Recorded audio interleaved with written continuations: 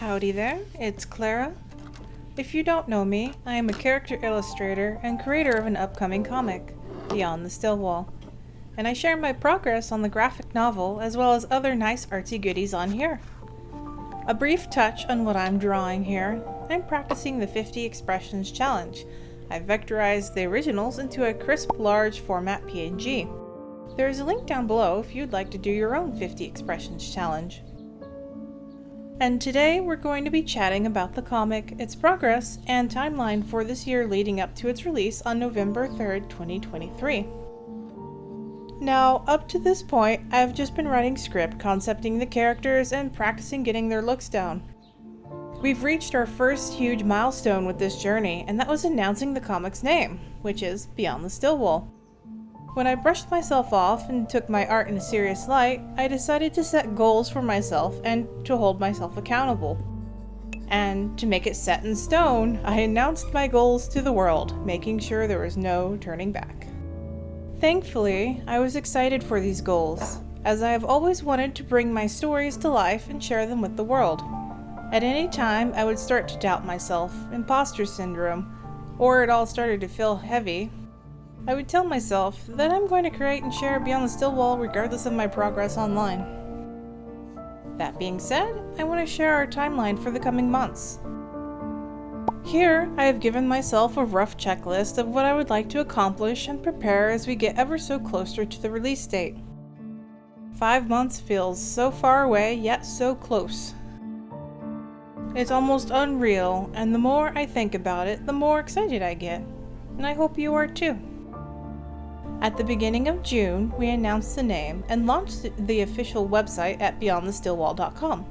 A fun place to begin trickling in a following while hyping up the crowd with releasing character backstories, world maps and lore, and other exciting bits as we approach November. Upon popular vote on Instagram, you have all chosen to release the character pages first.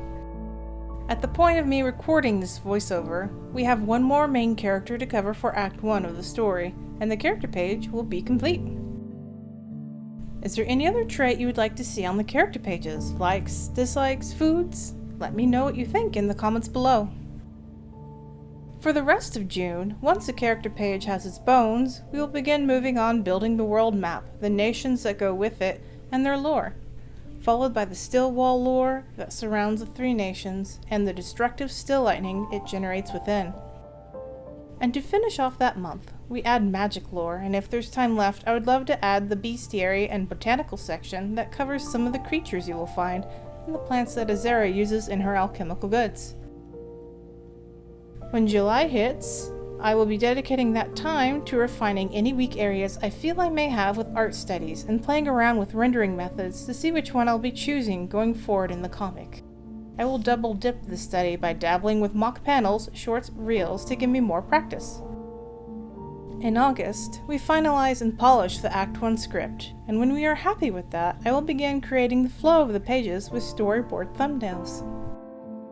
September and October are dedicated to drawing as many pages as I can. This will give me an idea of workflow, how long it takes me to create a page, and my plan is to release a handful of pages to enjoy, while leaving buffer pages, because life is unpredictable and all of that fun stuff. And finally, November! November 3rd will be the release date I have set in stone for myself. The pages will be traditional page format. I do not intend to create scrolling comic format at this time, or if at all, as I feel it is a whole different flow for panel direction and I want to create a good sense of immersion and pacing in the story. At this point, you can see that I've printed out the voted favorites. If you follow me on Instagram, you too can get in on the voting power in the future Q&As there. Back on the drawing at hand, I'm aiming to get 2 birds with 1 stone, as one of my personal art goals is to do more traditional art. So I inked it with my nib pen and pulled out my watercolors to have fun. And I'm actually quite surprised this paper is holding it so well. I had printed it off on an Epson archival matte paper, which is made for nice prints, not for this. But I set up my printer and the printer needed a setting up sacrifice.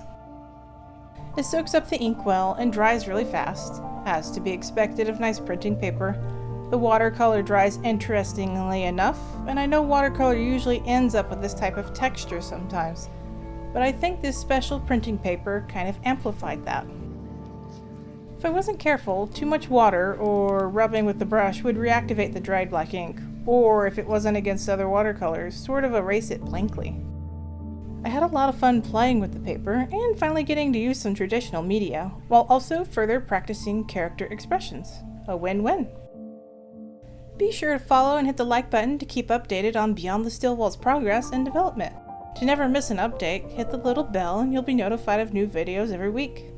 If you want to see the comic and website announcement, check out this video here. Thank you for watching, and I'll see you in the next one.